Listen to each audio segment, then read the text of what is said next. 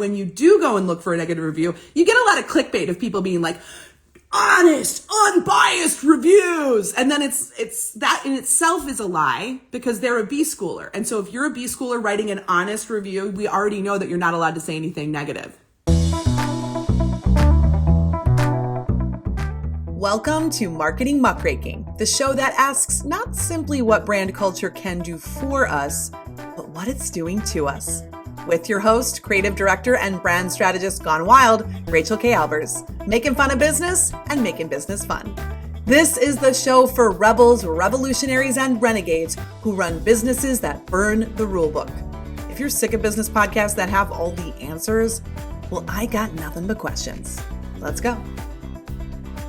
Episode 6. Why are there no negative B School reviews? Or Digital Course Academy or StoryBrand? This episode is a special co-muckraking edition, which means I originally recorded it live on Instagram and now I'm bringing it over here. It's longer than our normal episodes, but there's so much juicy stuff packed in. I think you're going to have some fun. And if you're not following me on Instagram, what are you doing with your life? Get over there. You can co-muckrake with me one of these days. All right, now for the show. Why are there no negative B School reviews? Is it because of the 65,000 people who took it? Nobody had anything negative to say. It was that good?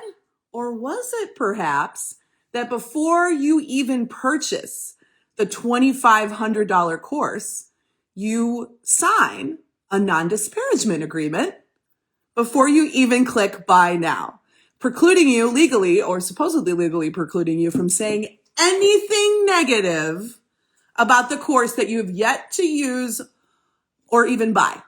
Which one do you think? Drop it in the chat. Oh, we're co-muckraking again today. And if you're wondering what my mug says, it does say, I'm not a bitch. I'm a motivational speaker. So today, March 3rd, happens to be cart close day for B School. A number of you have sent me the ads, have sent me emails that you've received from B School affiliates being like, did you know it's B School? And I'm like, I would rather not. I wish I didn't know that it's B School season again. I wish I could just live my life and go on my merry way. But I received a number of emails and messages over the last few weeks that troubled me enough to say, okay, I got to get on here and co-muckrake today with you about why I'm going to ask you, why are there no negative B School reviews, DCA reviews, Digital Course Academy reviews, StoryBrand reviews, no negative reviews there? Wow.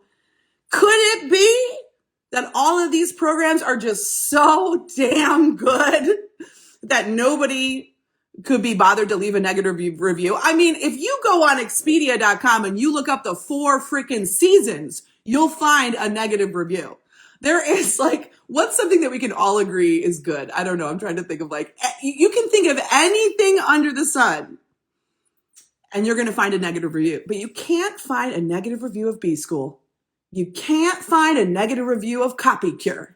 You can't find a negative review of Digital Course Academy, also known as DCA. You can't find a negative review of StoryBrand. So I thought I would come on here and I'm just going to I'm not going to make you wait for it. I'm going to tell you there's 2 main reasons why you cannot find negative reviews of any of the programs that I've mentioned. And if there's another famous celebrity program that you're thinking of, I haven't done research beyond the courses that I just named. I can definitively tell you that the reason why B School, DCA, and StoryBrand don't have negative reviews, but I would be willing to bet my hilarious mug on the fact that this would be true for many of the other online celebrity courses that are out there. And so the 2 main reasons why there are no negative B School, DCA, StoryBrand reviews, unfortunately, are not that all of these programs are so damn good. If only. Wouldn't it be beautiful to live in a world like that where everything was good and nobody was scamming us? Oh, I like that. I like it. I like the idea of it. But unfortunately, you didn't come to co-muckraking today to hear about rainbows and sunshine, despite appearances Now, I'm a little worried. Am I legally precluded from saying this because I have purchased this t-shirt from Marie Forleo? I don't know, but I'm willing to take a chance in the name of co-muckraking. So the two main reasons why there are no negative reviews for these big celebrity courses are one, legal, and two, peer pressure. So we've got legal pressure and we have peer pressure. So let's just get right down to the brass tacks of it. And I have just double checked to make sure that this is still true. Before you even purchase B School, you have to sign and click that you agree to the terms and conditions of the sale. Okay? And one of the terms and conditions, I was actually excited because I went through like hundreds and hundreds of words before I found it. I thought that Marie and her team had gotten rid of it. No. Thank you, Marie, though. I appreciate it. I appreciate you validating me with your bullshit. So when you go through those terms and conditions, many of them are legal boilerplate, but one of the things that you probably wouldn't expect you were agreeing to when you purchase B School is that you will not disparage it or Marie or any of the things that you learn in that program in writing, in speaking. In other words, you sign a non-disparagement clause as part of your regular terms and conditions for becoming a B School student that says you will not post a negative review of B School. It becomes even more complicated if you are an affiliate, because then you've got like double legal preclusions from saying anything negative. And this, what bothers me so much about this beyond the obviousness of the scam is that if I do a quick Google search for negative B School reviews, what I come up with, Mel says, explain more. I did buy B School many years ago and don't remember any NDAs. There were tons of negative reviews in a spin-off group filled with disappointed Black women. So Mel, what I would say is you probably don't remember the NDA. Well, you probably don't remember it because it's tucked into the terms and conditions, but I'll read it for you word for word. I'll read what you signed so you can be clear. Now, so I have a few thoughts about this, but all right. When I Google negative B School reviews, because you're right, Mel, there are reviews out there. Oftentimes though, they are tucked away into Facebook groups and things like that. Because, all right, so if I Google negative B School reviews, what I find are a bunch of like clickbait, like my unbiased review of Marie Forleo's B School video. LOL. No, that's a lie. Why? Because this person took the course, so they can't, they're not allowed to say anything negative. So tell me again why it's unbiased. You can't say anything negative. You signed to it. Okay. Marie Forleo B School's pros and cons. Tarzan Kay's article about this is one of the first main non-video results with the title Marie Forleo B School Review. Is it really worth it? And then there's a few after that. Honest, detailed, non-affiliate review. No, I'm sorry. You can't be honest. You legally promised that you wouldn't be. Is Marie Forleo's B School a scam? Again, this is clickbait because all of the posts that I'm reading to you that come up first in search are all from B Schoolers who have, again, agreed not to disparage Marie or her program before they even got their hands on the materials. Now, many of you probably are thinking, well, I didn't even know I agreed to that. Is that is that even legal? Well, I've got answers for you. What I will tell you is there have been, in the process, if some of you might have remembered free school last year when I was an accidental whistleblower, because let's just say, for those of you who went on that journey with me, I did not plan to become a name-calling, whistleblowing, online business pariah. No, it was not the plan. I was like, you know what I'm going to do? I'm just going to show up and teach everything I know for free. And my Instagram stories, whoever thought of that? LOL. Wouldn't that be fun? That was the original vision of free school. And yes, it absolutely was not an accident that I named it free school instead of B School. I was like, I'm going to share all of my knowledge and I'm not going to put it behind a paywall. And as I started talking about the topics that I did, I started accidentally stumbling upon truths that some of them I knew and had suspected, but some of them were worse than I had thought. And so if you remember that during that time, it was, really heating up just around this time last year. I can't quantify the amount of messages I received from people who had taken B School. I got to stop mixing them up. From people who had taken B School and had put up a negative review and were served, not served in a legal sense, but were sent scary legal letters from Marie Forleo's team using the non-disparagement that they had signed without even realizing it as part of the terms of conditions when you buy the course, telling them to take down the negative review. And what I am told, and I actually, is that there remains a few negative reviews kind of floating around in like page 10 plus of search results. But one of the only negative reviews that is scathing and kind of actually, continue to stay in some of the early search results, what came from, what I am told, was somebody who passed away. So they couldn't respond to Marie's lawyers because they had passed away. So let's talk about this. First, I want to read for you what it is you are signing when you agree, when you become a B School customer. To me, this is outrageous because partially, like, you are agreeing not to say anything negative about B School or any of these other programs I've mentioned, DCA, StoryBrand. Think of any big celebrity course that is sold to thousands of people, thousands and thousands of people. You are agreeing not to say anything negative about it before you even see the materials, right? Before you even purchase the course, you are agreeing not to say anything negative about it. Just sit with that for a second. Can you tell me of another purchase that you have made where you have agreed not to say anything negative about the thing that you haven't even consumed yet before you've consumed it? Imagine trying to get a reservation at a popular restaurant in your city and them forcing you to sign a non-disparagement agreement before you even sit down to have your meal, promising you will not leave a negative review of your food before you've even seen it or tasted it. Just imagine that. Imagine right now my washer broke. My washer dryer is broken. Imagine signing terms and conditions with Best Buy before you purchase your washer or dryer, saying you will not leave a negative review of the washer or dryer you haven't even washed a load of laundry in yet. Imagine that. But the stakes are so much higher. A washer dryer can start around a few $100s. I mean, that's, and a meal at a restaurant could be $20. But when we're talking about something like B School, we're talking about $2,500, and it's more if you're doing the payment plan.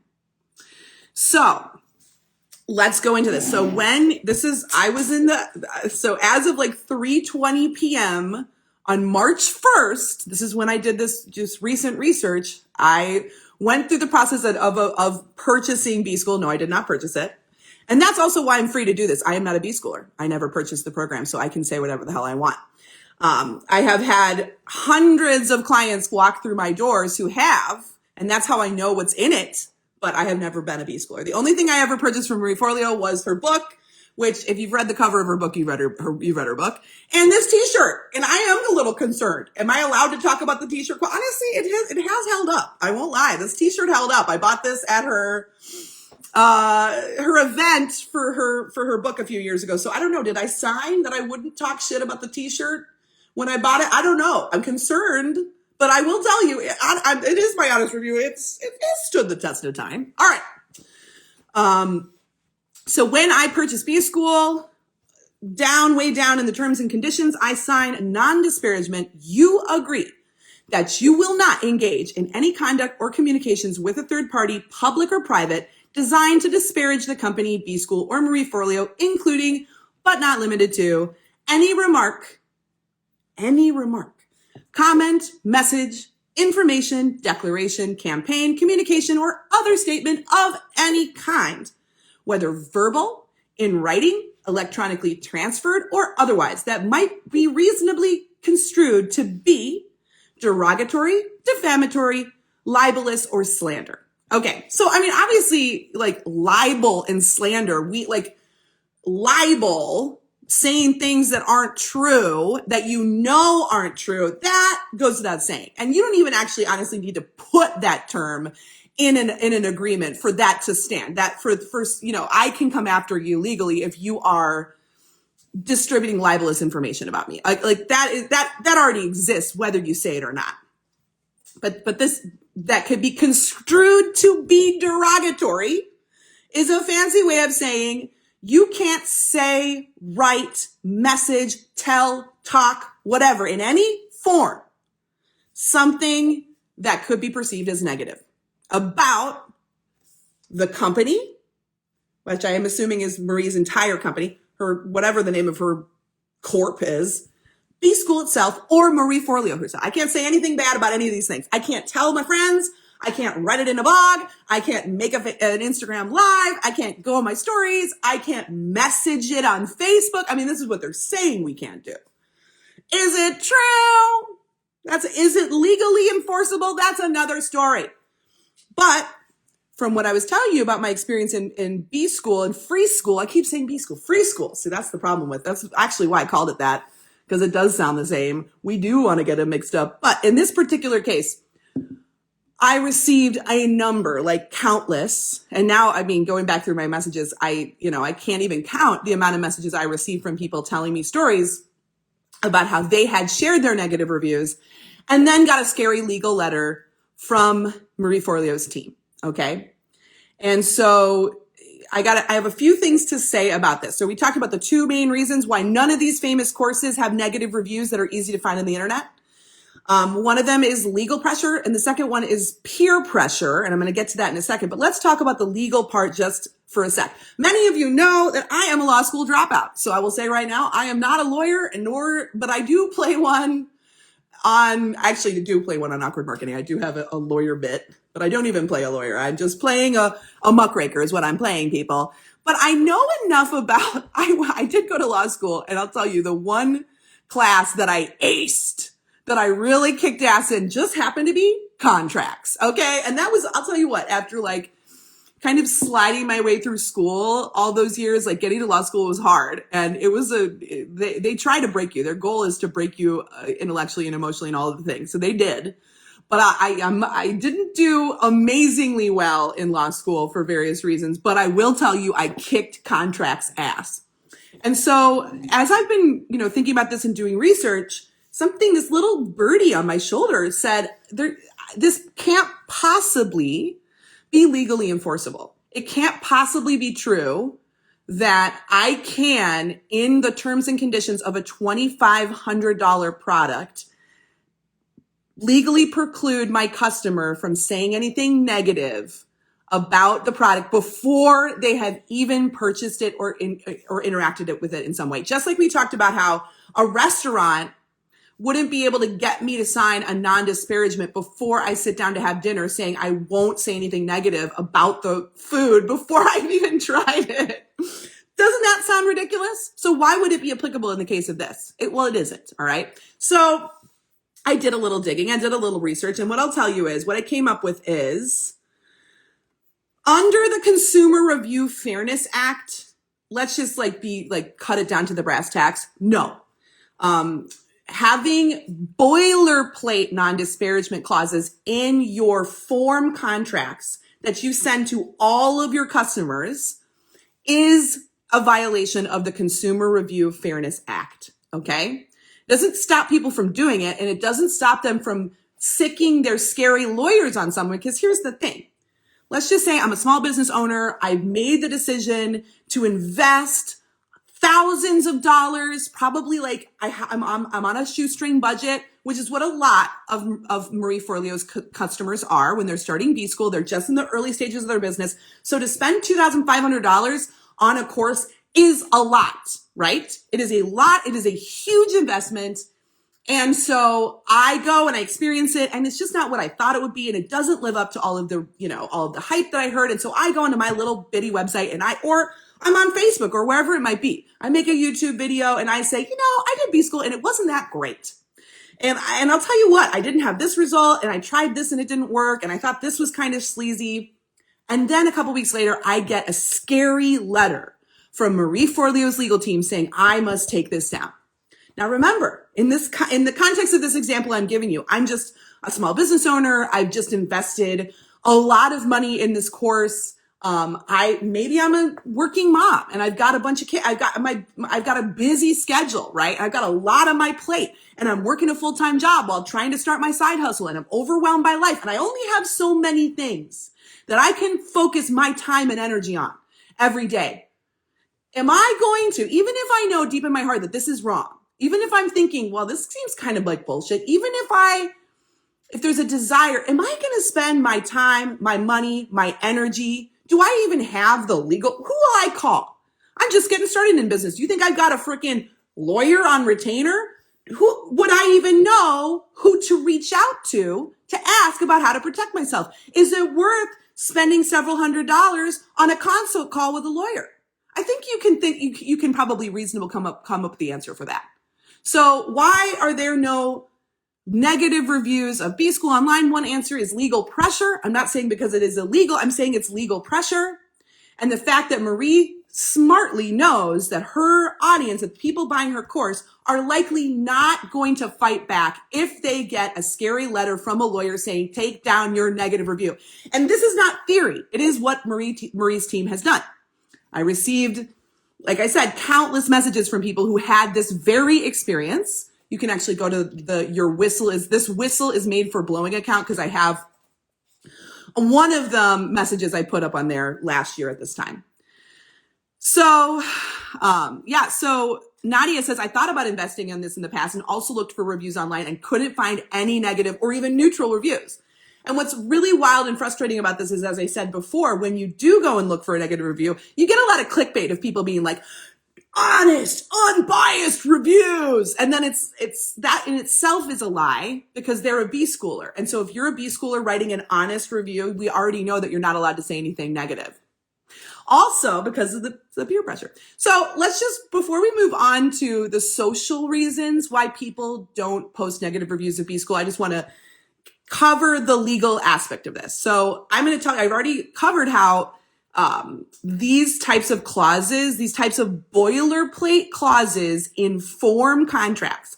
I'm not saying all non-disparagement clauses are not legally enforceable. In fact, many are. Okay. So, and there is a place for a non-disparagement clause. There is a place for non-disparagement. I don't believe it's in a form contract for a course before you even interact with any of the content that 65,000+ people have gone through. That is an inappropriate and actually illegal place to put a non-disparagement clause into a contract. All right. It's just not the place. And so I did a little bit of research, and there's a few cases that came up. So it's an FTC violation. The Federal Trade Commission has done numerous investigations of these types of contracts and come down on them saying that they are illegal. They are a violation of the Consumer Review Fairness Act. And what does the Consumer Review Fairness Act say? It says the act generally makes provisions of form contracts between sellers and individual consumers void from inception if the provisions, 1, prohibit or restrict individuals from reviewing sellers' goods, services, or conduct. 2, impose penalties or fees on individuals for such reviews. And 3, require individuals to transfer intellectual property rights in such reviews. The act also bars sellers from offering form contracts with such provisions. So the form contract part is the really important piece here, which is that, having your customer sign a non-disparagement, having all of your customers sign a non-disparagement before they interact with you in any such way, before they even experience your goods, that is bad. That is not okay per the FTC and the Consumer Review Fairness Act. Okay, so let's just say that. There's a couple examples here that in some of the research that I did, there was like a rental company that had its renters, before you went to rent, like let's say like an Airbnb type situation, before you went to rent this high-end rental, they had their renters agree to the idea that if you were to make anything other than a 5-star review, you owed the company $25,000. So that on its face is just absolutely illegal, right? But does everybody who signed that contract know that? Probably not. And if that rental company were to sick a scary lawyer on their renters, now in the case of being charged $25,000, I'm sure that's why that went to court. Because somebody's like, okay, it's one thing to say you can't post anything less than a 5-star review, which is still not legal. But also then to follow that up with like a fee for not posting anything less than a 5-star review. Okay, so that's some pretty big bullshit, right? So that got struck down by a judge, right? That is some bullshit. There was another one where a tenant filed an application to live at a property. They filed an application to live in a property. They're not even signing a contract to live there yet. It's just an application. And they also had to sign a non-disparagement agreement just to apply. What? And in a way, that is kind of what B-School is, because, you know, the deal. So B-School, what it says on its face, one of the ways they get you is that they promise you a 100% money back guarantee. But the terms of that 100% money back guarantee are that you have to, first of all, let's just say that I have already purchased B-School and I'm watching this live right now with me, RKA, thinking, oh shit, I don't know if I feel good about this anymore. According to the B-School website, you can't ask for a refund yet. You can't say, you know what, I already purchased this, and I know it hasn't started because I believe that their next class starts on the 7th or the 10th or something. Here, I'll find it. I got the deeds. But if I today already feel like I don't feel like good about my purchase anymore, even though B-School hasn't started yet and supposedly they have a money back guarantee, I actually can't ask for a refund until the first week of class. Okay. So interesting. And the money back guarantee, which if you're watching this right now and you are feeling on the fence about whether you've made this investment, I will tell you, you have until once class starts, you have until March 20th, 2022 to ask for 100% money back. But here's the caveat. You have to do the work. So I would tell you, if you're watching this now and you're already thinking that you want your money back from B-School, just in theory, or another program of the kind, what you would want to do is you would want to go to the very first class, however it is, or do the first week's assignments. And you need to show that you've done the work. Okay. You can't get your money back unless you've actually done the assignments. You've done whatever the work is. I haven't done B-School, so I don't even know what that is. I don't know what your first weeks of assignment. Maybe somebody in the comments can enlighten us as to what our first week of B-School would look like. But yes, that is part of the 100% money back guarantee, is that you've got to do the work so that, you know, because what they claim, of course, how they justify this is like, yes, we'll give you your money back if you've done the work. Otherwise, we're not doing it. You can't just start the first week of B-School. And I can see that. I mean, there is, like, as somebody that is a course creator, I certainly can understand, and I think that element of the money back guarantee is up for more debate on whether it's valid or not, or whether we think it's good or not. Then what I can absolutely unequivocally tell you is some bullshit is making your customers sign a non-disparagement to buy a passive course before they have even experienced anything. Making me sign a non-disparagement clause when I click buy now. That is some bullshit, okay? And then sicking your scary lawyers on somebody when they post a negative review. That is also some bullshit. So let's just tell you right now, the number one answer to the question, why are there no negative B-School reviews? Why are there no negative DCA reviews? Why are there no negative StoryBrand reviews? It's because of legal pressure, because you're signing a non-disparagement when you click buy now. You probably don't even know it. And then if you post a negative review, and it depends. I mean, it depends on, I wonder if they've done this for everybody on the internet. It kind of feels like it, because you can't find anything negative. Or if part of how they determine if they send the scary legal letter is on your impact, on your influence, right? I don't know. That would be more theory on my part. So, I'm recording this. I'm posting it later. So here is the other side of it, which is the peer pressure side. And I do want to just give a little anecdotal story, which was that one of the reasons I decided I needed to hop on live and do that this week is, okay, today is cart closed for B-School. I don't think there's anyone left following me who's on the fence, but maybe, maybe. I mean, I've been sent a few of the affiliates that I feel like the affiliates this year are like hanging really low. They're keeping most of their affiliate stuff in their private email lists versus like publicly putting it out on social media that they're affiliating. Like, for example, I mean, obviously Amy Porterfield is going like all the way with her affiliate promotions this year. She is an affiliate for B-School this year. But then Ash Amberjay of the Middle Finger Project, she is also an affiliate for B-School this year, but she's keeping it on the DL. You only know if you're on her email list. Somebody emailed me this week to send it to me. So I'm like, okay, interesting choice on her part. She's not making a big hullabaloo about it. She's not going live. She's just like, if you're on her email list. I once had someone of the variety of the people I just mentioned brag to me.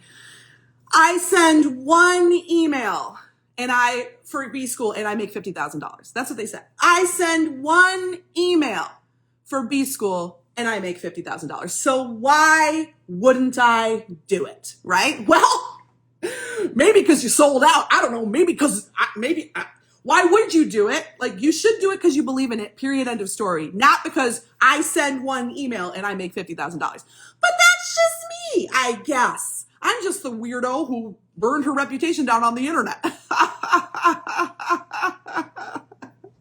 Anyway, so I got an email over the weekend, and it wasn't even actually about B School. I mean, although, yes, many of you have been keeping me in the loop about B School. Even if I wanted to forget that B School was going on, I can't forget. The internet never forgets. But I received an email this weekend about StoryBrand. And this person said to me, oh my God, I found you on page 8 of search results because, okay, I went through the whole $10,000 StoryBrand certification process because that's how much it costs to be. If you want to be a StoryBrand guide and you want to use the StoryBrand framework in your marketing work and like put the like certification badge on your website, it is $10,000. Okay.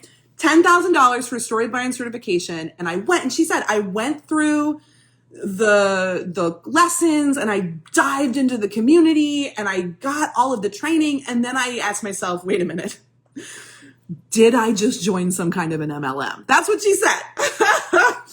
And she's like, and so I started looking for negative reviews. I started looking to see if anyone else had had a negative experience, and I couldn't find anything. And then I found your article on page 8 of search results. Thank God for you. And I realized, oh my God, goodness, this is why, right? And I had written a StoryBrand takedown last year, kind of on a different topic, not about the non-disparagement clauses and that kind of thing, but I mean, similar vein. So this person had told me, oh my gosh, I invested 10 grand in this certification, did all the work, did all of the homework, got invested in the community. And then I started thinking, what have I done? Because obviously it wasn't what this person thought it was going to be, right? And then asked herself, is this an MLM? A short answer, yes.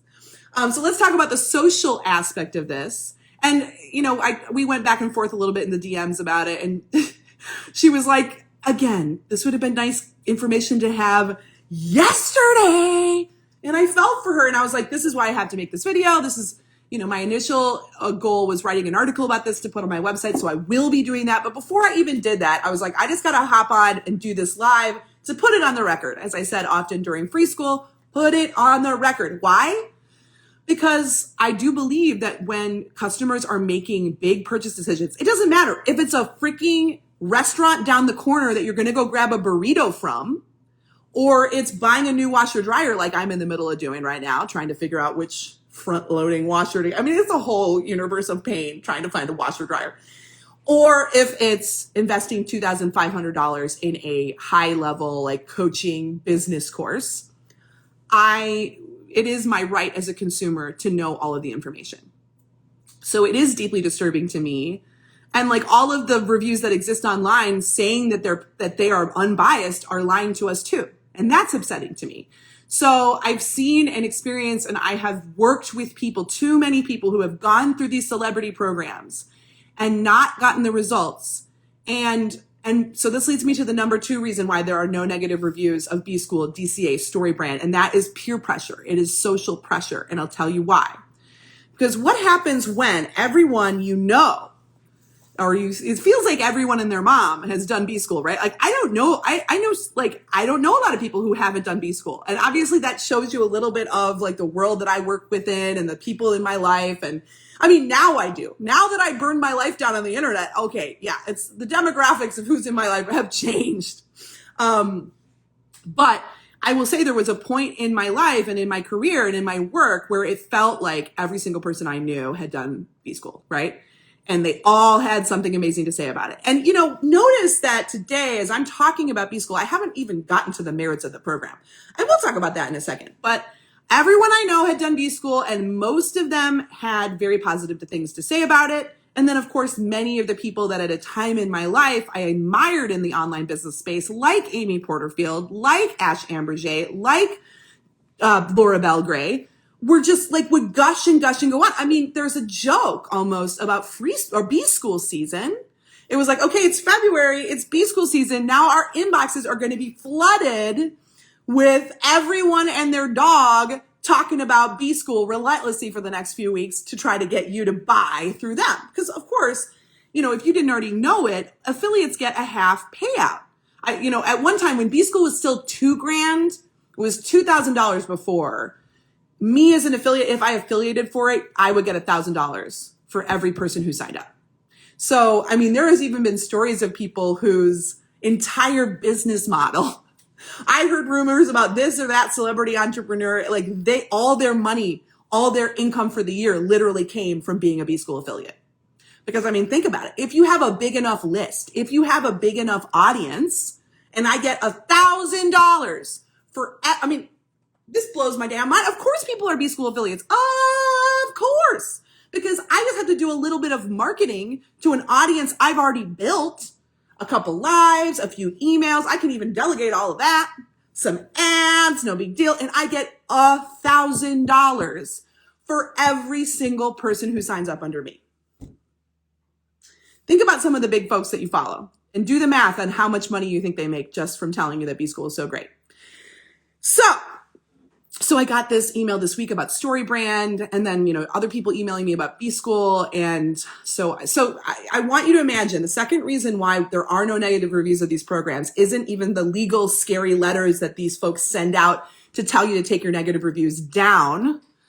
But it's also the fact that, okay, if you're in a community of folks who have all kind of jumped on the bandwagon, and they're all talking about their positive results, and you go on the internet and you look it up and you see, for example, Tarzan K, wow, a lot of people that I know follow Tarzan and are like, that's a copywriter that I respect and I admire. And she had good things to say about B School. And then, I look over here at this person over here. And there's somebody that Laura Roeder has one for the Meet Edgar founder, among other things. I wonder about that. Laura Roeder did Marie's original, Rich, Happy, and Hot Mastermind. So let's just remember that. But, Laura Roeder, Laura Belgrade, Ash Amberjay, all these people have these wonderful things to say about B School. And then, go down a few levels and just think about all your friends in the industry. They might not be celebrities in the business, but they might, your friends have done it and they say good things. So what do you think happens if you take B School and you are underwhelmed and you're like, this is fine.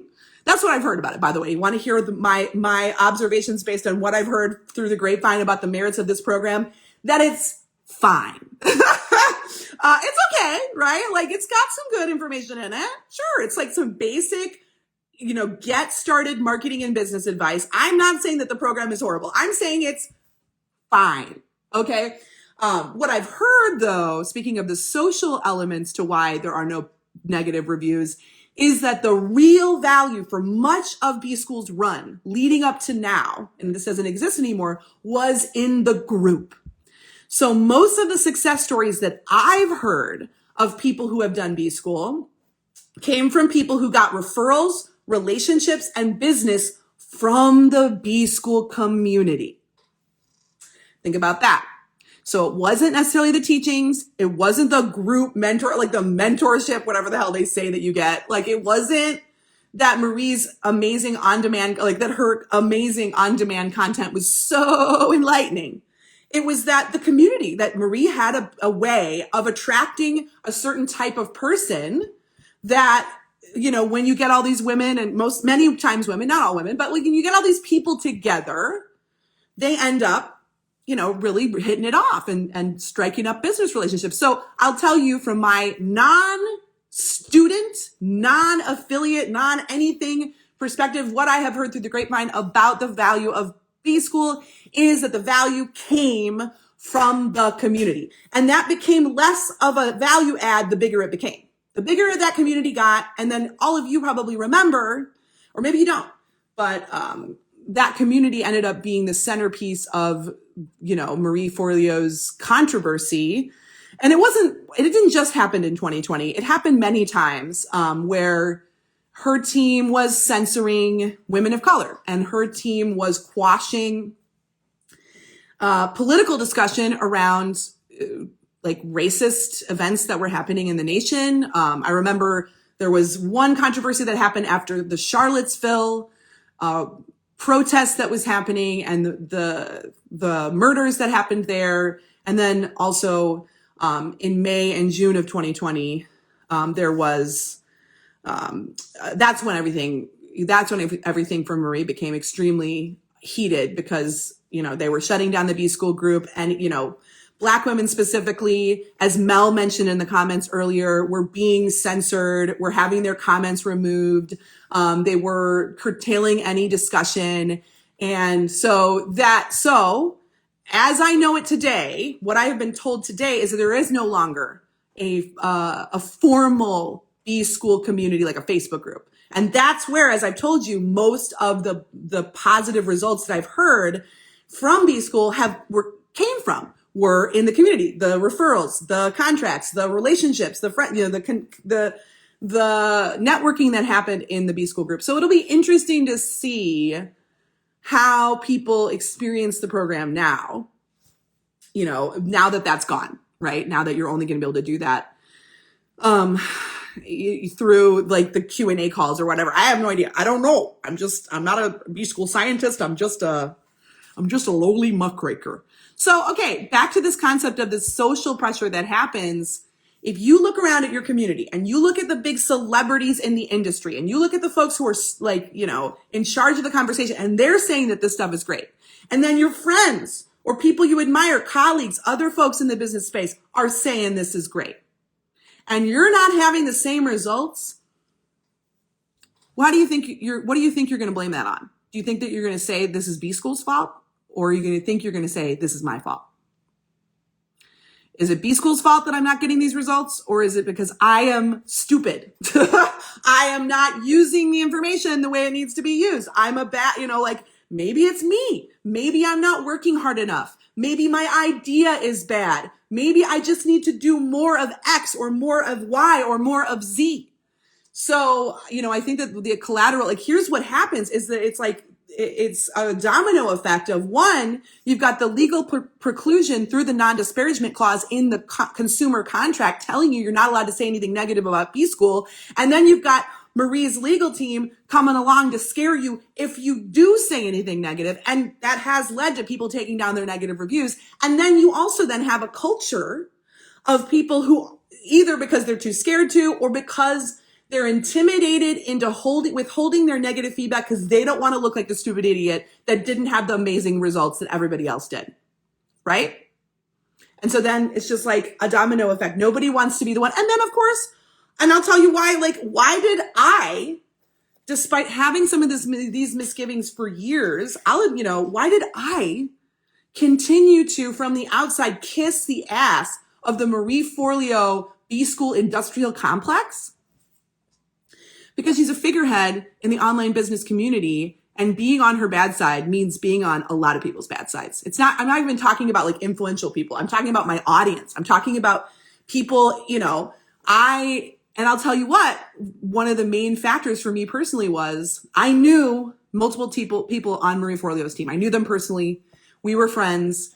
And so for a long time, I was like, there's just no way that these people that I care about and trust, and they're awesome and they're conscious and they're politically active and politically aware, these people that I respect wouldn't be working for Marie Forleo if she was as bad as I suspect, or if she was doing these slimy practices as I'm observing. But there's the cognitive dissonance and the gaslighting of the self that I even did that was like, this must not be true. It can't be this bad. I must be wrong, right? It must be in my head. That was my perspective for a really long time. And it wasn't until everything that happened in 2020 and then the aftermath of that, because, from behind the scenes, after what happened in 2020 with Marie Forleo's B School group being shut down, behind the scenes of that, there was a lot of turmoil on her team. She lost half of her team during that time. If you've noticed a change in the quality of her content, I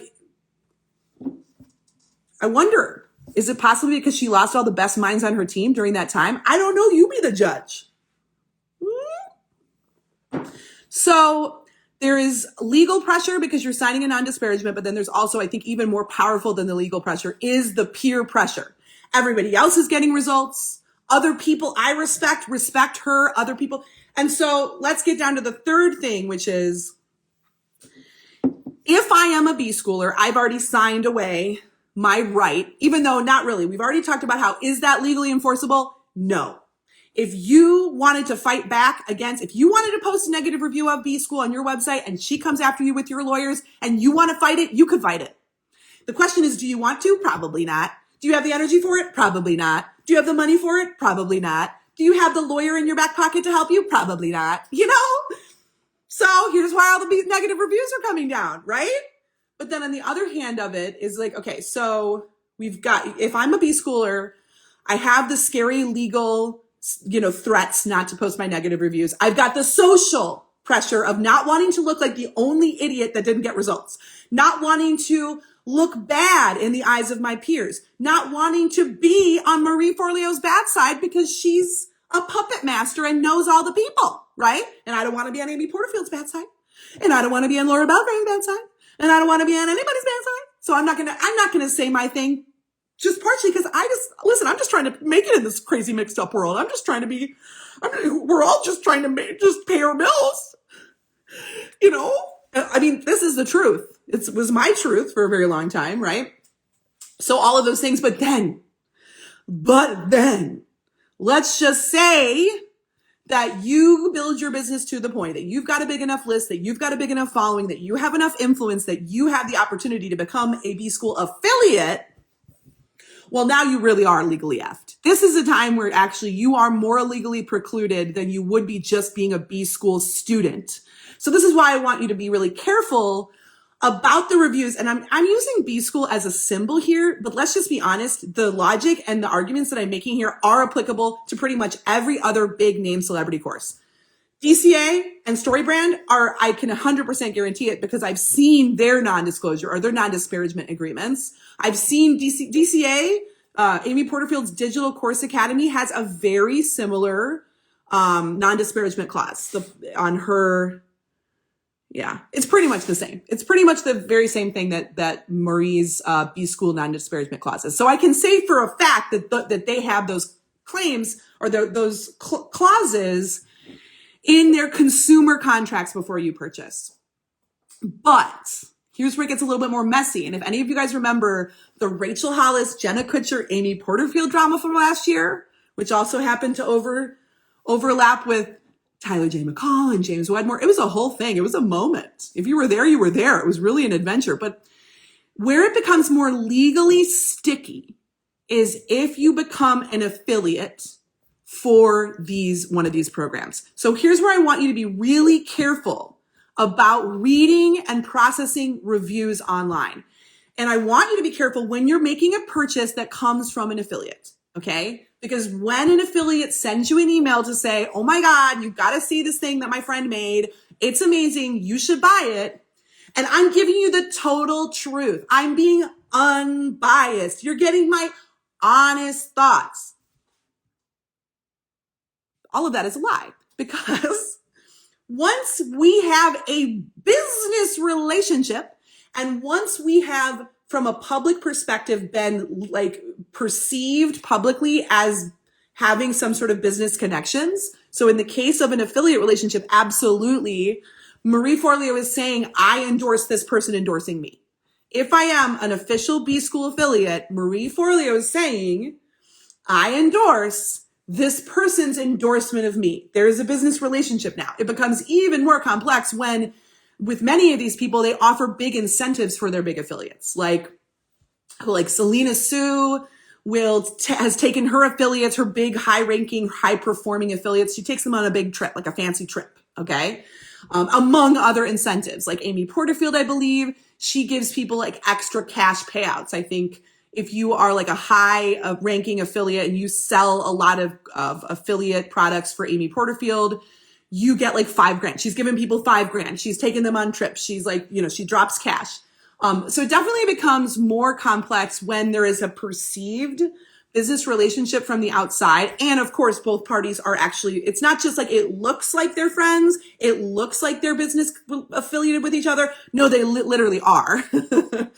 And then it becomes even more complicated when now, as part of my incentives, I'm taking you on a trip. Right? I'm going to take you on a trip. I'm going to give you $5,000. And now there's pictures of us in, partying it up in Cancun, Mexico. Look at all of us like in our caftans taking selfies on the beach. So there's evidence then of why there would be a public perception of a business relationship. So this is where it gets legally sticky, because then you're not just precluded by whatever non-disparagement agreement that you've signed, but now there's also the additional legal possibility of, let's just say I was a B School affiliate, and then I find out some things about it, or I have a change of heart, and I decide I want to tell the truth about how I really feel about B School, and I'm going to go and I'm going to make a video, or I'm going to write an article, or whatever it might be, saying, here's my real honest thoughts, and they're not all positive. Marie's team could come and shut that down based on the negative image that I'm giving, like the what's the word? Derogatory. The derogatory, it's not necessarily that it's libel or slander, but it is derogatory, not defamatory, but derogatory. She could come to me for that, saying, I already know too much. We have a perceived business relationship, and I am harming her business. And because of our business relationship, she can quiet me down legally that way. And that is actually a lot more legally enforceable than you as a consumer just signing a non-disparagement clause as part of purchasing a course. That is not actually legally enforceable, and you could push back against that if you had the resources, the time, the energy, the lawyer in your back pocket to help you, right? But if I'm an affiliate, if I have been in Cancun with Team Forleo, if I've gotten all of these, benefits, and there's a public perception of our relationship, well, I don't know. It's a little bit harder. And literally that is how they get you. That is how they get you. Why? Because so many of these folks are all wrapped up in each other now. They've affiliated for this and that, and they're in this person's mastermind, and they've all taken pictures on the beach in Cancun, and they've been in a private jet together, LOL, right? Y'all remember that? It was like in August, they all flew in private jets somewhere, and then took all these pictures of themselves, in meetings, being really serious. And you can see on the back of the board, they're changing the world. Marie was there. Maria Menounos was there. How did she get wrapped up in all of this? She was there. Freaking Russell Brunson was there. I'm pretty sure Lewis Howes was there. And they all took private jets and took pictures in the private jet. And then, and then they were posting stories on Instagram being changing the world. And behind them on the whiteboard, it said something like funnels. How do you get people to not ever detest this? It was just we're changing the world through refusing to let people remove themselves from our email lists.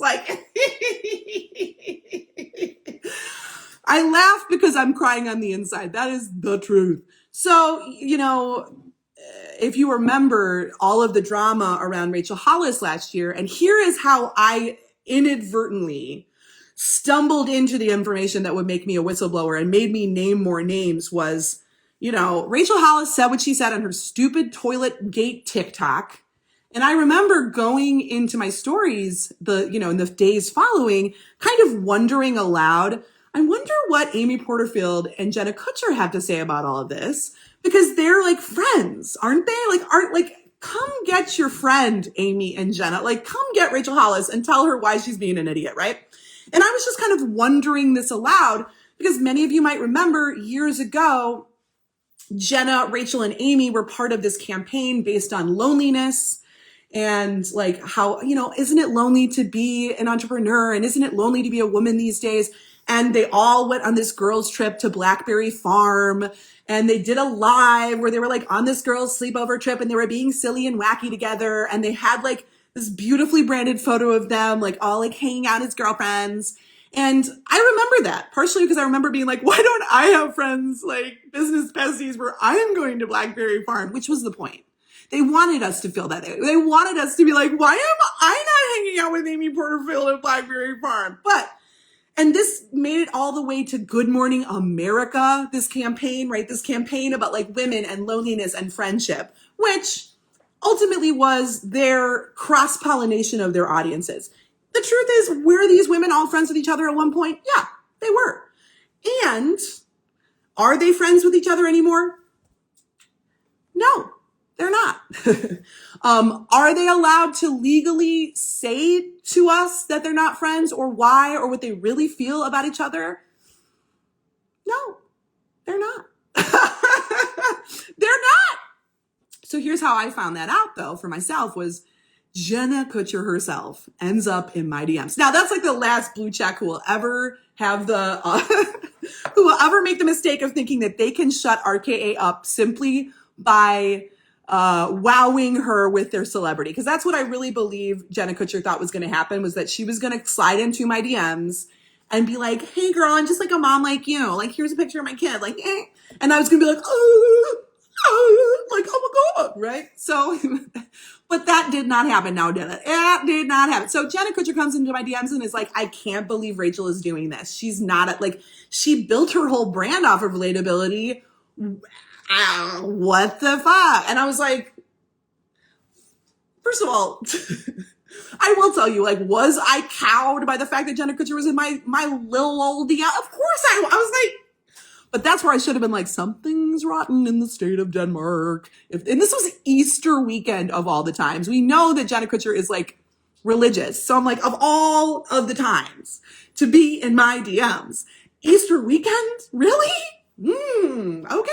So I was like, oh, interesting. Her comments about how she disagreed with Rachael Hollis were surprising to me because of the public perception that she, Amy, and Rachael were best friends, right? And that they were like tight. So I had been tagging her in my stories kind of like with no expectation that there was going to be a response from the perspective of like, come get your friend. Like, you know, what's happening here, right? And she comes to tell me, that she agreed with me that Rachael Hollis was out of line in her comments. And so I'm like, wait a minute, aren't you friends? And she's like, I don't know where you would get that idea. We don't follow each other on Instagram, and I haven't liked any of her recent posts. So, I mean, that's an interesting commentary on what are the terms of friendship in the 21st century, right? Like, we don't follow, I mean, that's valid, right? But I also like, you're so vain, Jenna Kutcher. You probably think I know everyone you follow. Like of course I didn't double check that because you were on Good Morning America with your pictures of you all being best friends. There's a reason they did that. And it was to plant that picture in our minds. It was to cross-pollinate their audiences. And they wanted us to remember that adorable, endearing bestie photo on the steps of this like rustic house that they were staying at. So then I did remember it, right? And now she wonders why. She's like, why would you ever think we were friends? Why? Was it Good Morning America? I mean, that's a stupid reason. I mean, was it the fact that we were all on the Today Show and we like talked about how they weren't on the Today Show, but they did talk about how they had like a friendship contract that involved like, what part of the terms of their contract were like, if you send me a text, it's okay if I don't respond. Things like that. Which I can get on a certain level. It's like, hey, we are all busy. Like, it's okay. Like, but they talked very openly and publicly and famously about the fact that their friendship had terms and contract conditions. And isn't that interesting and curious? Because their friendship literally does have terms and contract conditions. And I'm not talking about it in a cute, like, you know, colloquial way. I'm talking about it in an actual legal way. So needless to say, I spent Easter weekend in the DMs with Jenna Kutcher. At one point, she like in a huff was like, I'm not going to talk to you anymore because you have an agenda. And I'm like, yes, I mean, duh. I mean, yes, I do have an agenda. You know what my agenda is? The truth. That is my agenda. Because let's just be clear about all the things that I'm saying and what I have been saying and the things I've been talking about and my marketing muckraking. Does it enrich me? No. I took a huge, massive, I barely know how I got out of it, a financial hit because of what happened during free school last year. I lost most of my hard won, high level business relationships because of what I did and what I said. And I did not make money from it. Like a little bit, like people supported me on coffee, like on Ko-Fi, and sent me $5, $7, $10 at a time and things like that. But did I get business from that? No, I lost business from that. I lost contracts from that. I had people cancel their contracts with me. I had people cancel their friendships with me. So let's just be clear about my agenda. My agenda is the damn ass truth, okay? And my agenda is I think that consumers have the right to this information. I don't appreciate having my own loneliness and need for connection being used as a marketing tool. I don't appreciate that. And I don't think that the people who happen to be here today and watch my stuff appreciate it either. I don't appreciate my desire for connection and belonging used as a sales tool. And I don't think that it is ethically acceptable to be terrifying people into withholding their honest reviews of, like I said, we're not talking about like even though it would be ridiculous for a restaurant that you go to, like you imagine going to McDonald's and having them be like, can you sign this non-disparagement before you get your Big Mac? But whether it's a freaking Big Mac or a $2,500 program, or in the case of StoryBrand, a $10,000 certification. Oh, and if you're a StoryBrand guide, guess what? You don't just have the pleasure and the honor of being able to spend $10,000 to get certified. It is $5,000 every year to renew your license, because you are essentially franchising their formula. So if I want to be a StoryBrand guide, I'm going to spend $10,000 for the initial certification, and then I'm going to spend $5,000 every year thereafter for the license to continue using the intellectual property, which, by the way, is, again, remember how I said my assessment of B school based on just purely hearing other people's experiences, it's fine. That would be the same thing I would say for StoryBrand. It's fine. It's like anything. It's how you use it. And so I'm not going to say like, is it complete and utter garbage? Again, I don't know personally, because I'm not, I only know from what I've heard from people, but I don't think it's complete and utter garbage, of course. But, is it worth $2,500? I don't know. Is it worth $10,000 and then a $5,000 renewing fee? That one I would absolutely say no. And I feel lucky because similarly to B school, like every year, even though now this year I'm in 13 years of business, I have had a very healthy business probably since about year 4 or 5. It was when it really started to kick in for me. Before that, I wasn't making shit. I was like barely hanging on. And so, yeah, it took me about 4 or 5 years to really get into the groove with my business. And I didn't need B school at that point. But I'll tell you what, did I every single year wonder, should I buy it? Because everybody I know has done it. And like, am I the only idiot who hasn't? Maybe I should do it. Maybe I should do it. Right? That was my thought process. Maybe some of you have been in the same boat that you're like, maybe I should do it. Maybe I will. Maybe there's something there. Because there is that effect of being like, you want to see behind the curtain. Everybody says all these amazing things about it. Right?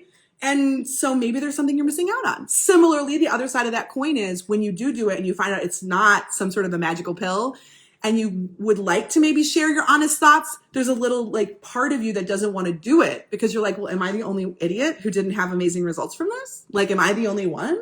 So it's kind of both sides of that. And I also almost became a StoryBrand guide years ago. They almost got my $10,000. Thank God, thank Blue Light Jazz. Thank you, Josh Harris. No, I'm kidding. But no, I ended up not doing that.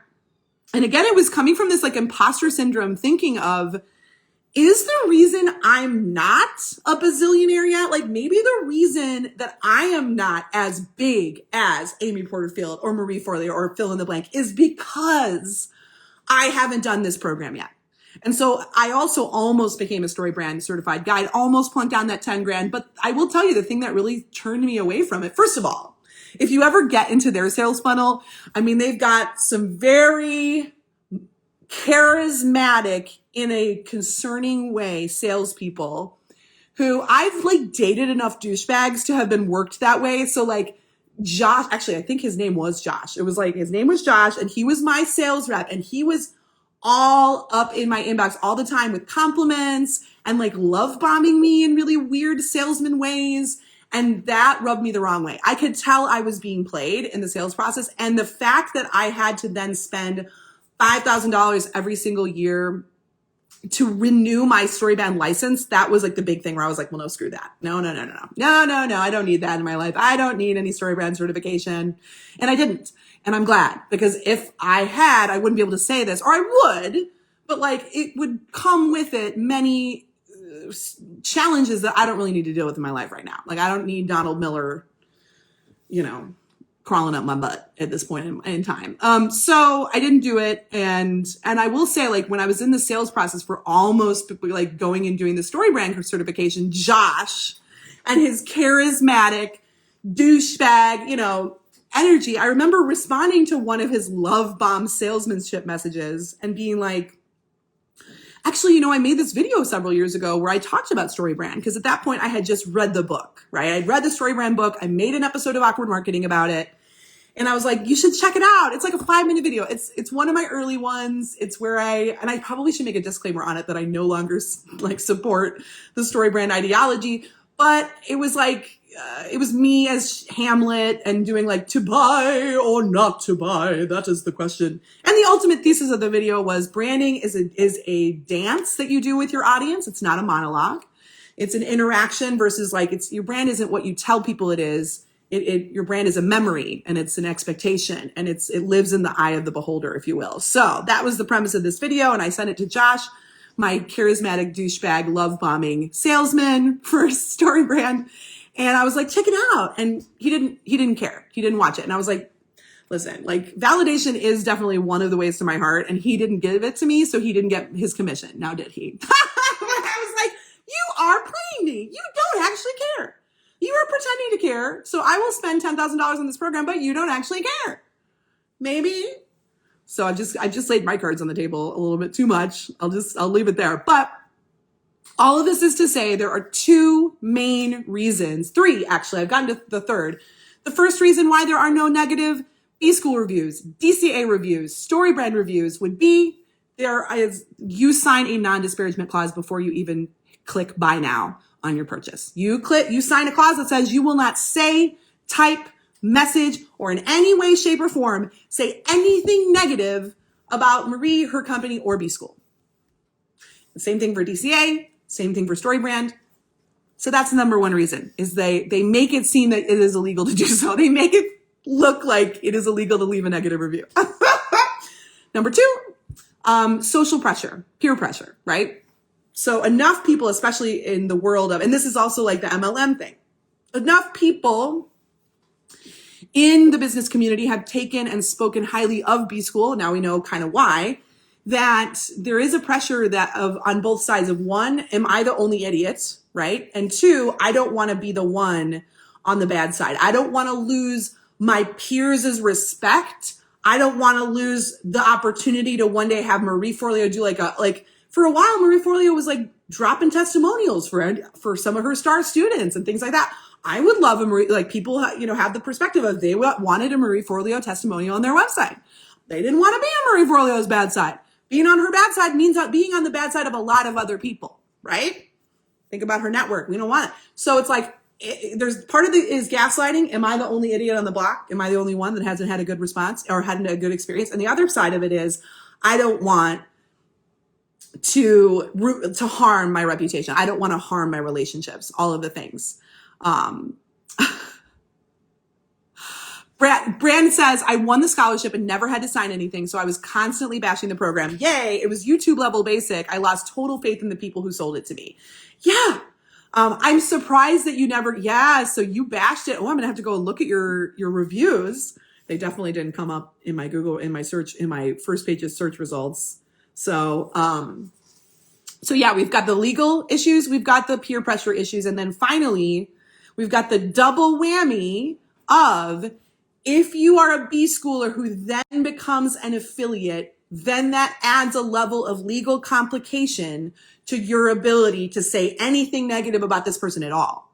And so as I was telling you the story about Rachael Hollis and Jenna Kutcher and Amy Porterfield, one of the reasons why they can't, like, I've been told, I haven't listened to this, but I've been told that Amy Porterfield recently did an episode of her podcast where she implies a lot about Rachael Hollis, but doesn't outright say anything, doesn't say her name, right? Talks about, apparently she did a podcast episode where she talked about what happens with business friendships and like what happens when you don't agree with your friend anymore and things like that. And so there was some pretty heavy subtext there, according to my sources, that she was referring to Rachael Hollis. But even if even if she were to want to come out and share, like, let's say she found out something really concerning from an ethical business perspective, which, right?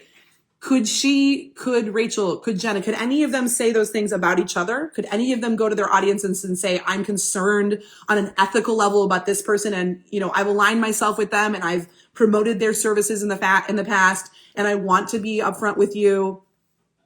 No, they can't.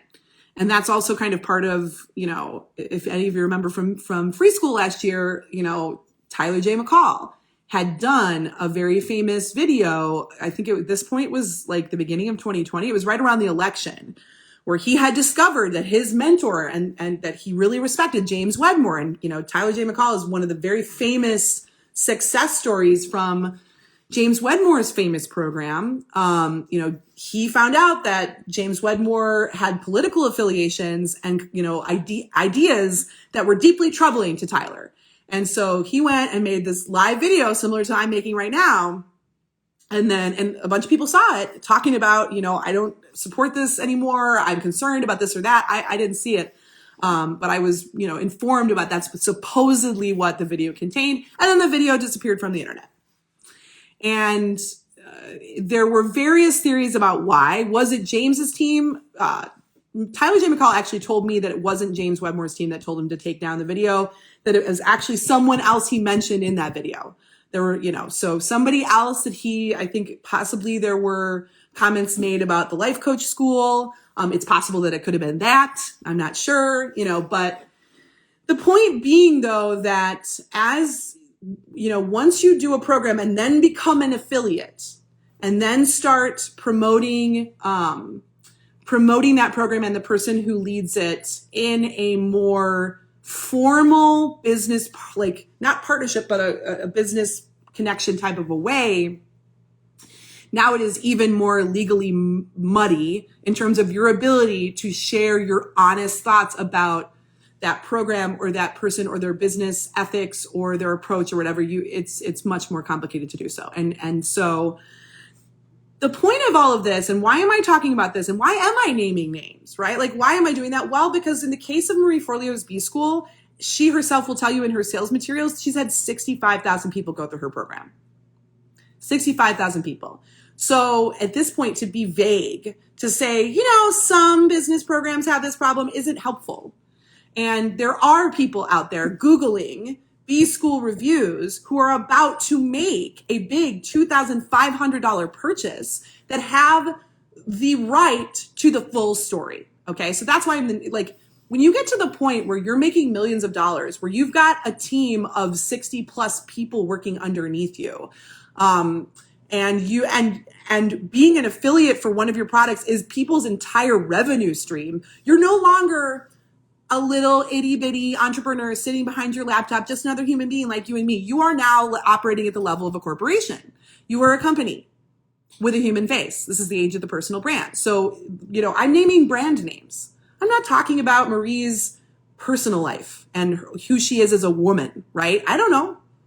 I have theories about it based on everything I just told you, but I'm not talking about, her dirty laundry about her life. I'm talking about her brand. And she has a brand with a human face. Same thing with Rachael Hollis. Same thing with all these other people that I've been talking about today. So to not name the names would be, at this point, irresponsible. Because like I said, the email that I got this weekend of somebody saying, I spent $10,000 on StoryBrand and I got into the experience and I did the work and I'm in the community and I am feeling like I joined an MLM. But when I look around to see this person's already made the purchase and they're looking to validate that they're not nuts, they can't find anything. So that's another deeper level of this. That's like, there's a gaslighting that happens by suppressing actual feedback, that the people who are in your program are going to then blame their lack of success on themselves. And that also deeply troubles me, because I work with people at all levels of business. And I will tell you, especially in the earlier years of my business, I can't tell you how many businesses I saw fail because either people spent all their money on these gurus and these these celebrity entrepreneurs, and then they didn't have any left. So they had they spent their budget and now they're screwed, or even worse was the sense of imposter syndrome that they had of being like, I did it. I did the homework. I applied the learning. I tried this. I took B School and I took BDCA and I took StoryBrand and I did this and I did that and I did all of these celebrity programs and I still didn't succeed. It must be me. That's what people think. I'm bad. I'm not meant to be in business, or I have a bad idea, or I'm stupid, or it must be that they've got something that I don't got.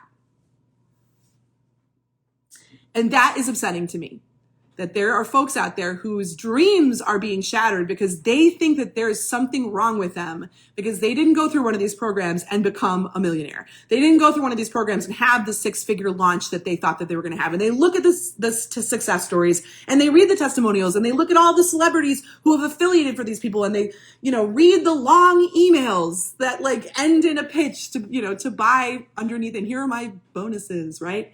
And they think it's me. I'm the problem. That's why I'm doing this. And that's why I'm saying the names, because of all of these things. And because I think, the final thing that I said, we've got the legal reasons why there are no negative reviews. We've got the peer pressure reasons. We've got then the extra like double level of legal and peer. But one of the reasons why affiliate marketing is so effective is because, why did Marie Forleo or any of these people choose to use the affiliate model instead of just like a more traditional ads-based model, for example? Well, because it's actually cheaper from an ads perspective and more effective for me I could either start with a person who has never heard of me from anyone, has never heard of me, and I could take them through the whole funnel experience of, okay, I hit them with an ad first, maybe a couple ads, that lead them to some sort of a freebie, some sort of a lead magnet. Maybe it's a webinar, maybe it's a downloadable. So I'm hitting you. You've never heard my name before. I'm Marie Forleo, and I'm hitting you with an ad that obviously has to be engaging enough for me to want to click on it. And then me, the consumer, I go and I click and I get the free thing. And then I go to the, and then there's more money that has to be spent on serving me follow-up ads, retargeting ads. So I've already clicked on your little, a freebie and opt-in. And now I've generated a cookie. That's what cookies are, that tell my ad software that I have now clicked and gone to your page, which means I'm a warmer lead than just somebody who's never heard of the person of Marie Forleo to begin with. And so now I'm being retargeted with ads, different types of ads. Hopefully, I'm also getting emails and getting, and based on my behavior in the email chain, I'm, if I don't click anything, I get one email. If I click everything, I get another email, right? All of that is very complicated to set up, by the way, right? This is why copywriters get paid the big bucks for launch campaigns, is because they're writing so much for like, if they click, send them this. If they don't click, send them that. And if they click this, but not that, send them this. And it's like, it hurts my brain. It hurts my brain. So, what I'm describing here is a lot of work. It's a lot of time. It's a lot of money that has to be spent on all of these things. It's expensive. Sending retargeting ads, it's expensive, right?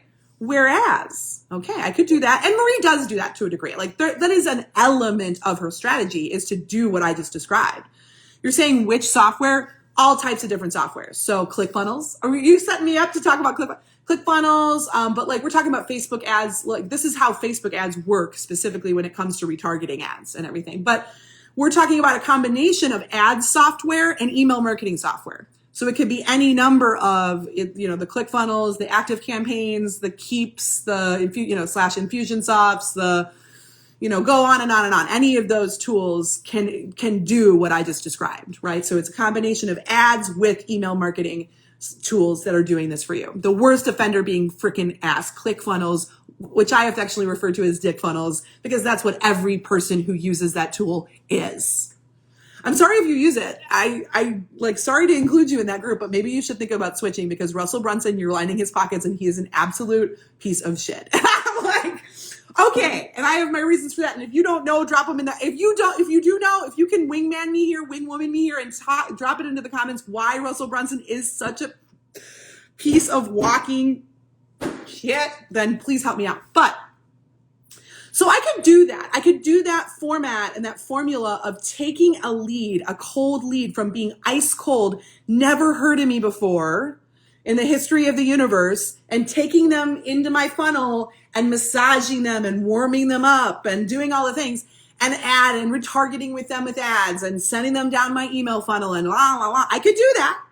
And these folks that I'm talking about, they do that, but it's not their whole strategy, because what is way more effective, what is way cheaper, it is to sell you my thing through somebody you already know and trust. So I might never have heard of Marie Forleo in my life, but let's say I've been following Laura Belgray for years, and I just love her emails. She'll tell you, everybody, she's got the best emails. Does she know? Does she? I did get an email a couple weeks ago that was like, "You're the only emails I open," and she said something like, even more than Laura Belgray. And she's like, you can quote me on that. I was like, I will quote you on that, and I just did. But so Laura Belgray has great emails. She does give great emails. So let's just say I've been following Laura Belgray for years. I've been reading her emails. She writes really well written, long, like storytelling, like really just fun to read stuff. And she's got some really great tips. She's a great writer. I'll tell you what, of all of the folks that I've mentioned today, I've seen Laura Belgray work on her feet. And despite my misgivings with her ethics as a marketer, I'll tell you what, I've seen her work and she's a genius. Like, she's smart. She's one of those people that she will be there live. And if you watch the ideas come out of her live, she's dropping gold nuggets live into the moment. I've said that back in the past. I have been used as a testimonial on her website. Not anymore. I wonder why. But I will say, like, Laura Belgray is super smart. And you want to talk about, Brand had said earlier that this changed how they looked at everybody who affiliated from Marie Forleo. Well, I'll tell you what, I super, super, super respected Laura Belgray, and I loved her emails, and I found her insights about business and marketing to be extremely compelling. I've seen her work on her feet. I've seen her do her work. I've seen her be in a hot seat, or because one of the programs, I never did B-School, but you know what I did do? Impacting Millions. They got me with that. Are you the world's best kept secret copy? Whoever wrote that copy, fuck you, because you got me with that, damn it. I was like, yes, I am. I am the world's best kept secret. People should know about me. So I did buy Impacting Millions, and I bought it through Laura Belgray. And I bought it partially because I respect her so much, because she is so smart. I've seen her work. And so, one of the bonuses, one of the things that got me to buy Impacting Millions through Laura Belgray was the bonus of being able to potentially meet up live with Laura and Selena in New York, right? It was Impacting Millions bonus. And I wanted that. I wanted to be in the room with Laura. I wanted to be able to maybe, forge a relationship with her so that I could, this is how they do it. This is how it works. You want to know how people get to be best friends? It's because you got to pay to play. So I was like, I wanted to be in the room where it happened. I wanted to be able to nurture my relationship with Laura, so maybe I could interview her one day or something. I just wanted Laura Belgray to know who I was. That was it. I'm being real. So I did Impacting Millions. And as a result, I did get to go and be there live and see Laura work. And I'll tell you, it was in one of those small group experiences where everybody got to ask questions and we were all together for a whole day. And I was extremely impressed by what I saw Laura being able to do on her feet. Because I'll tell you what, I'm hit or miss on my feet. When I'm working with a room or people give me a Q&A in my own sessions, I'm not always able to come up with the world's most brilliant answer in the moment, I often need some time to think. And so I was so impressed by the fact that Laura is not one of those people. She can she's just gold nugget after gold nugget after gold nugget.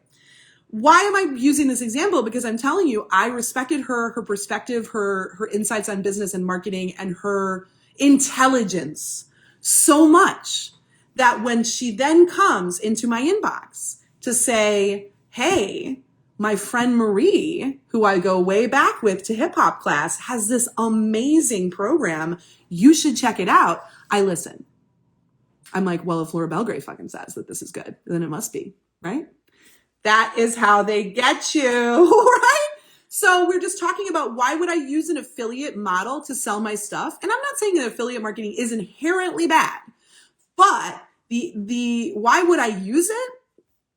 Because it's much cheaper, more cost effective, faster, easier to sell based on the relationships of my affiliates versus me trying to nurture a cold lead from zero, somebody that's never heard of me before, trying to do that all on my own, right? I'm going to have to spend a lot more money, a lot more ads, a lot more copy, a lot more emails. I need more volume. I need to do a lot to do that on my own. So what I'm going to do is I'm going to find the right folks who have audiences similar to mine, right? Who already have trust built, who already have a relationship built, and I'm going to have them do the selling on my behalf.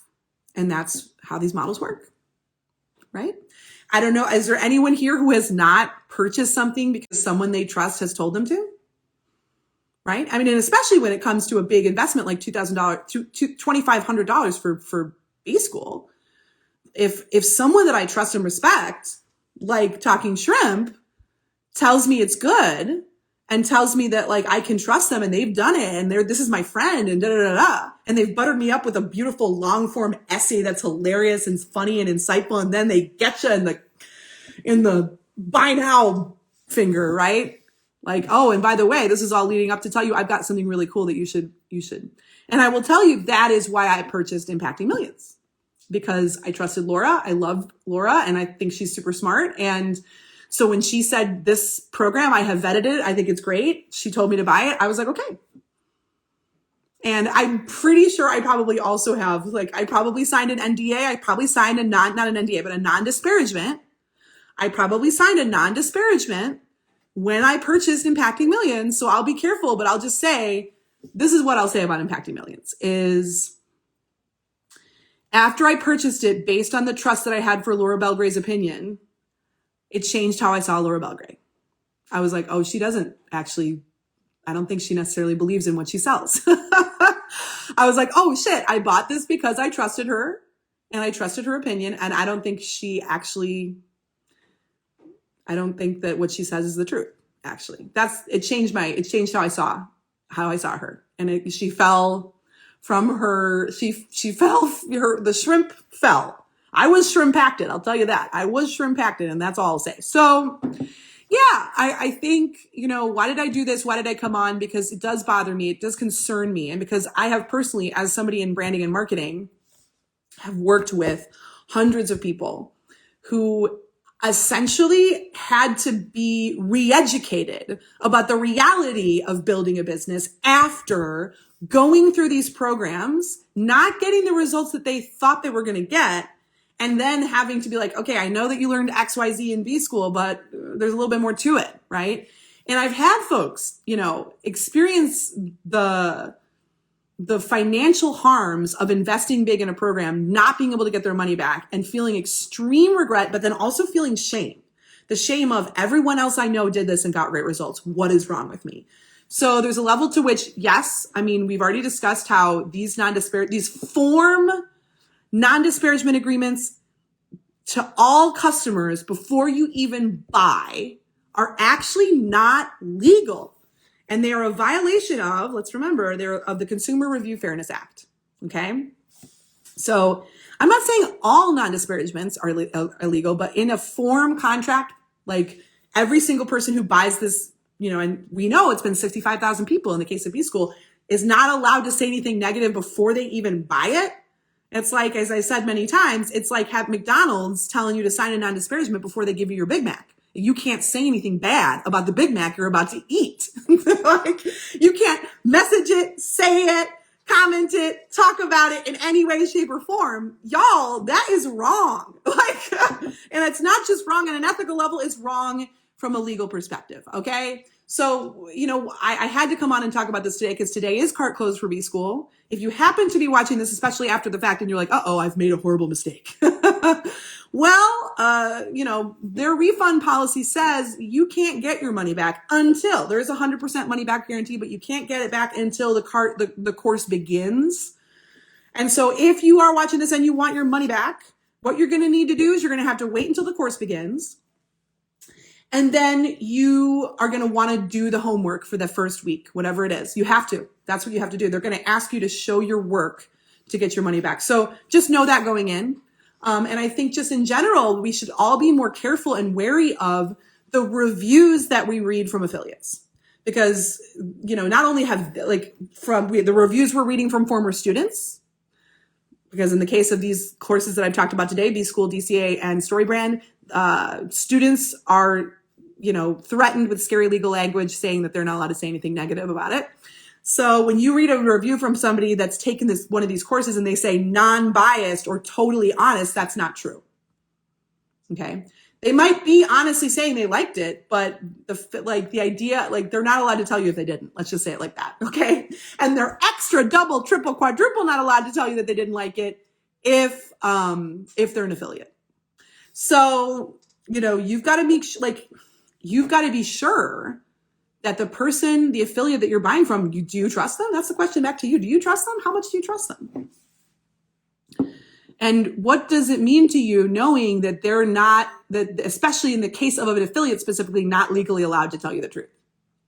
If they don't like it, they can't tell you that. If they think it's mediocre, they can't tell you that. If they experience the course themselves and then realize something after the fact and they're like, oh, wait a minute, actually, you know what?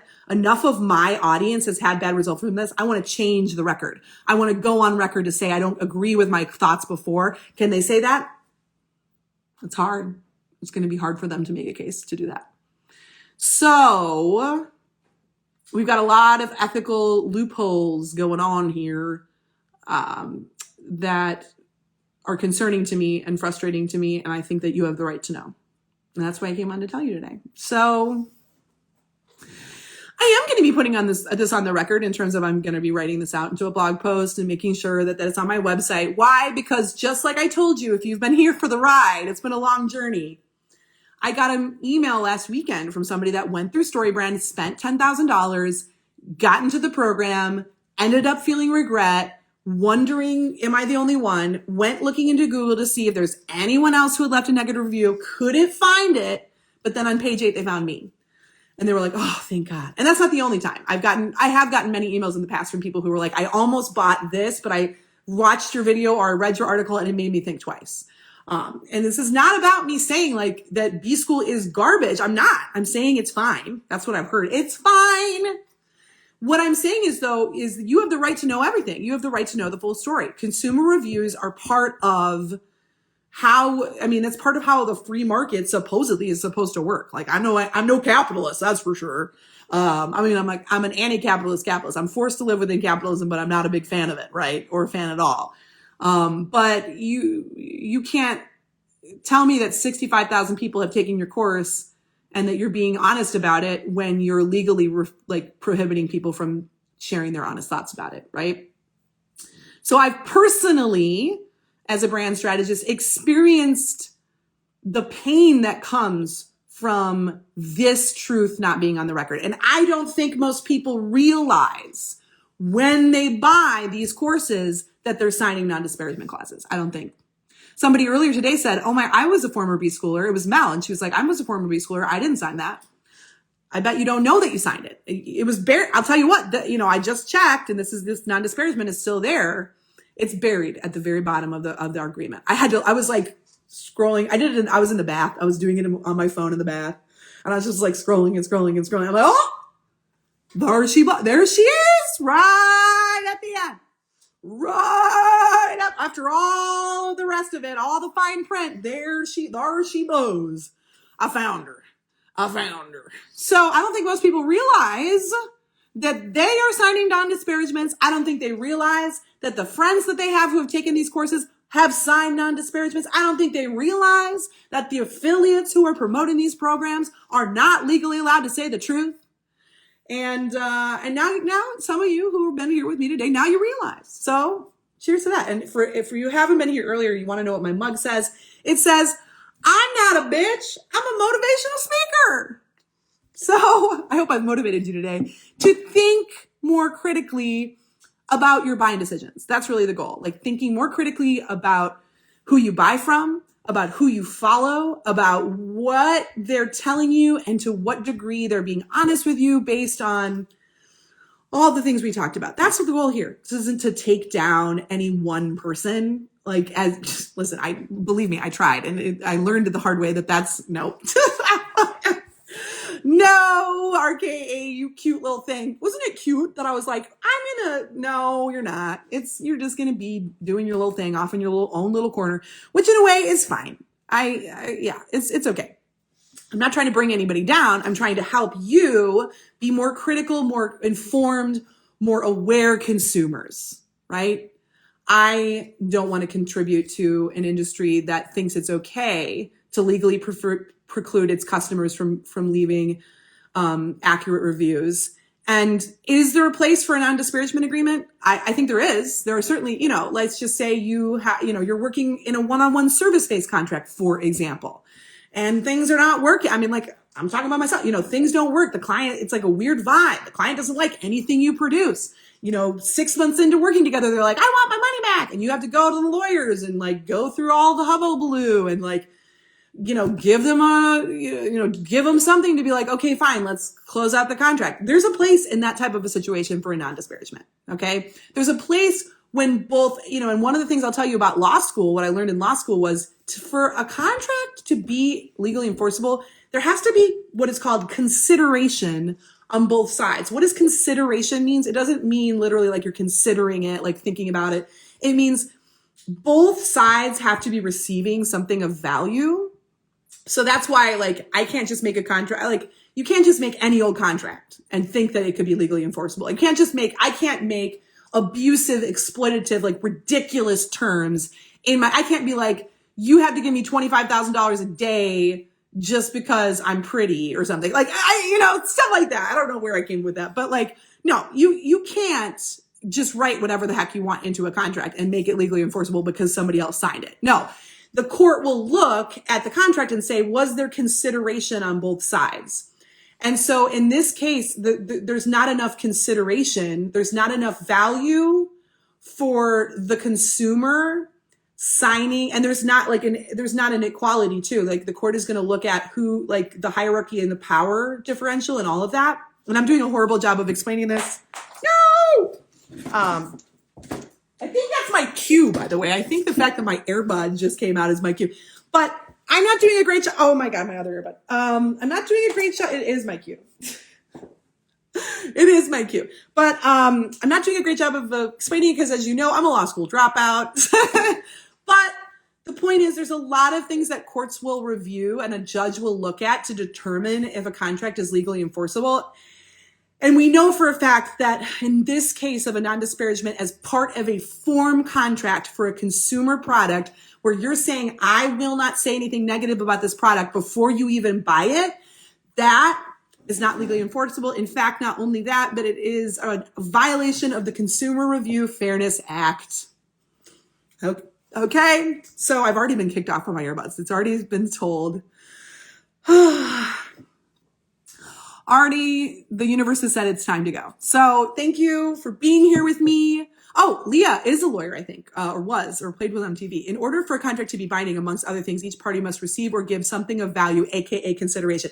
That's what I've been saying. Oh my God, I feel so smart. I got one thing out of my ridiculous 6-figure law school education that I didn't actually finish or get a JD out of. And it was that.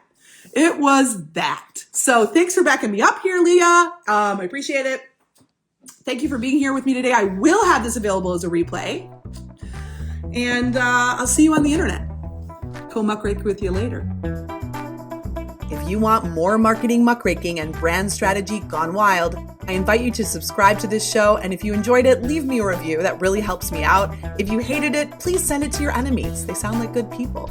You can go to rachaelkayalbers.com/subscribe to get these updates in your inbox. And because this show is self-sponsored, if you wanted to support my work, you can go to buymearobe.com. That's where the magic happens. In the meantime, remember, it's not the age of the niche, it's the age of the wild card bitch. See you on the internet.